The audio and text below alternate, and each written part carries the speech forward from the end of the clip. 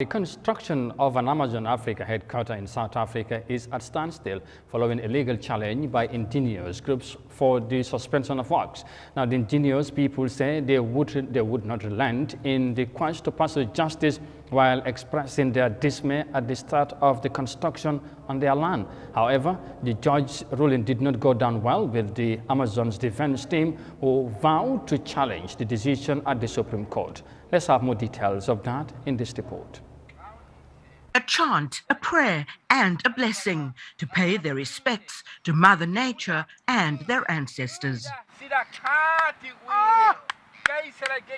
In March this year, these indigenous people were granted an interim interdict by the Western Cape High Court to stop construction at the site of Amazon's proposed African headquarters until all indigenous First Nations groups had been properly consulted. Although the construction has been stopped, the amount of devastation on the floodplain and the fact that the old Lisbeth Channel has been destroyed is something that is quite deeply painful. In our opinion, these are heritage crimes, and so we will continue in our pursuit in the High Court to have this entire building undone. We are connected to this earth, to this soil, to this river, by the dust of our ancestors and our umbilical cords.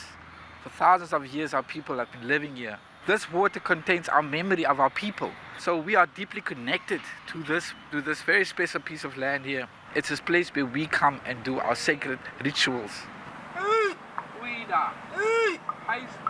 The River Club developers said they were deeply disappointed with what they called the judge's job-killing ruling, and earlier said that any further delays could render the $300 million project unviable. The project will founder almost certainly on an irreparable and irreversible basis. That will be the end of the development, and that surely can't be to the benefit of the parties who manifestly do stand to benefit, whether it's direct employment, indirect employment, inclusionary housing, the recognition and celebration of the First Nations, and the ecological and additional benefits, including infrastructure for the city. Lisbeth Leisure Properties Trust said it was reviewing the judge's decision not to grant leave to appeal her earlier ruling to stop construction on this highly contested piece of land.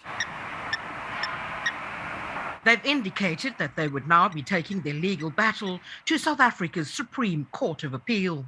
However, the judge stated that the development's economic and infrastructural benefits could never override the fundamental rights of all groups of the First Nations people.